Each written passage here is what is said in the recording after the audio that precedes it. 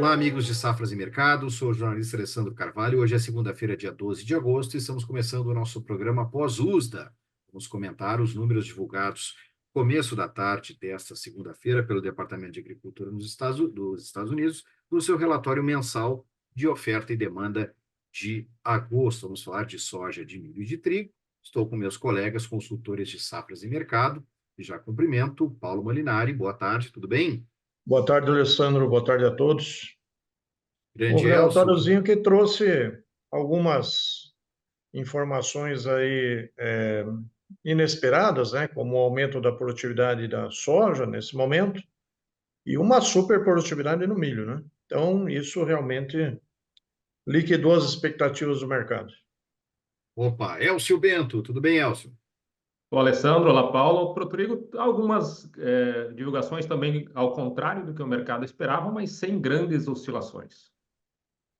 Maravilha! Aqui no nosso canal no YouTube, eu sempre faço convite para você se inscrever, ativar as notificações. Todos os dias a gente tem um vídeo novo para vocês no nosso canal Safras TV, safras.com.br. Conheça a plataforma Safras. Todas as informações do Paulo, do Elcio e dos nossos outros consultores estão na nossa plataforma, assim como o trabalho da nossa agência de notícias e muitos dados e informações para vocês. Já compartilhei minha tela para a gente começar a falar deste relatório. Temos aí os dados da soja. Produção americana 24-25 foi colocada em 124,89 milhões de toneladas, número acima de julho, que era 120,7, e também acima da média das expectativas do mercado. Na coluna do meio ali mostra 121,6 milhões de toneladas, que era a média que o mercado aguardava. Aí os estoques americanos 24-25, indicados neste relatório em 15,24 milhões de toneladas, também acima da expectativa média do mercado, que era de 12,85 milhões de toneladas, e acima do número de julho, que era 11,84. Também aí temos os dados dos estoques 23-24, que ficaram iguais aos de julho, colocados em 9,39 milhões de toneladas. Os estoques globais 24-25 de soja indicados bem acima da expectativa do mercado, 134,3 milhões de toneladas. O mercado esperava na média 127,6. Em julho eram 127,8 milhões. Aí os estoques globais 23-24, ajustados de 111,3 milhões de toneladas colocadas em julho, para agora 112,36, acima também da expectativa média do mercado, que era 110,9 milhões de toneladas. Paulo, surpresas, como você já falou aí na abertura, e que estão aí mexendo com os preços da soja em Chicago. A surpresa, né, Alessandro, e todos, né? É porque não é o costume do USDA alterar muito a produtividade da soja neste relatório de agosto. Geralmente ele deixa para fazer essa correção no relatório de setembro, depois que as lavouras estão um pouquinho mais desenvolvidas. Então, ele decidiu esse ano trazer uma produtividade mais alta mais cedo, né? E colocou a safra aí bastante alta, né? 125 milhões de toneladas, um novo recorde. E, consequentemente, como a demanda já estava projetada muito alta, apesar de ele ter subido também a expectativa de exportação americana, a consequência foi um estoque aí bastante elevado, né? E a baixa de Chicago, que vinha ocorrendo, agora se consolida com Chicago abaixo de $10, né?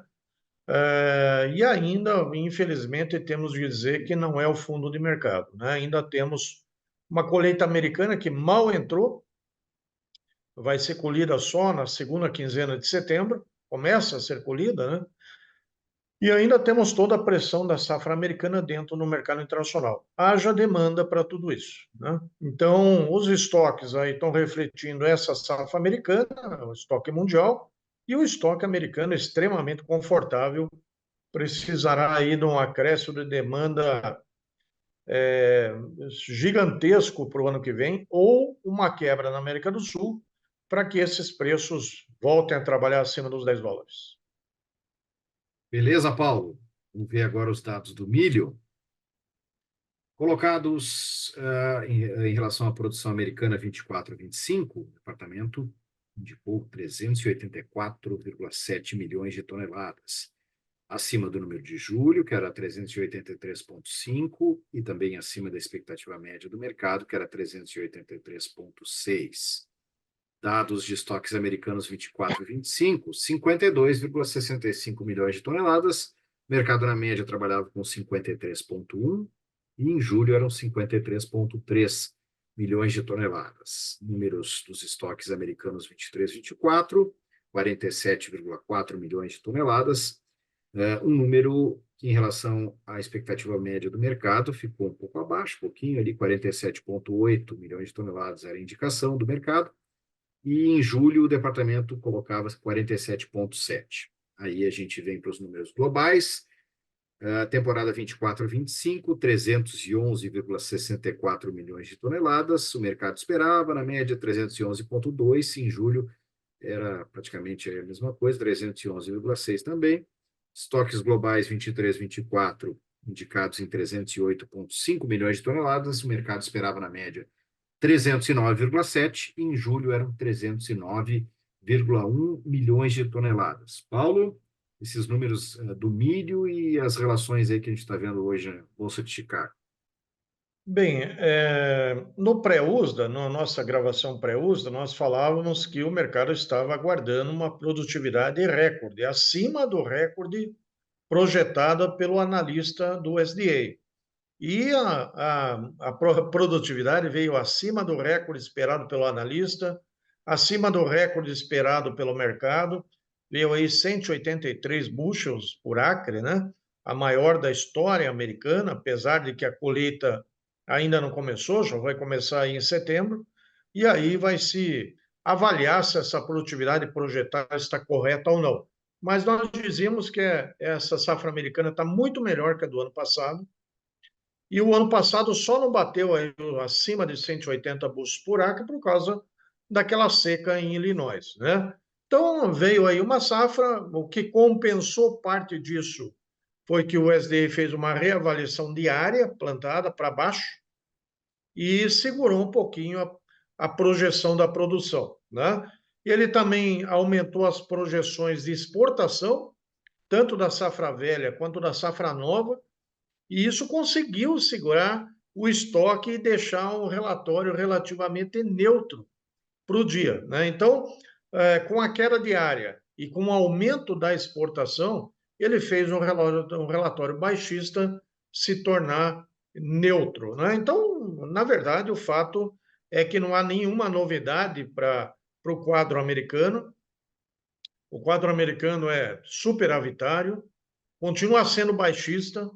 Vão entrar aí a partir de 10 de setembro 384 milhões de toneladas de milho, e isto exerce a sua pressão nos preços internacionais, né? Então aí, daqui para frente, vamos ver o início da colheita, as pressões regionais de colheita, e o mercado vai precisar muito da exportação mundial para exportação americana, né, para o resto do mundo, possivelmente tirando o mercado do Brasil, para conseguir esvaziar um pouquinho esse estoque local, certo? Os estoques mundiais não são muito usados para a formação de preço, não houve nenhuma alteração com os dados da China. Os dados da Ucrânia, por exemplo, o USDA até aumentou a produção, em vez de diminuir, o mercado está esperando queda para a safra de milho da Ucrânia, e ele aumentou a safra de milho da Ucrânia. Da Europa teve um bom corte, aí quase 4 milhões de toneladas de corte na safra de milho, né?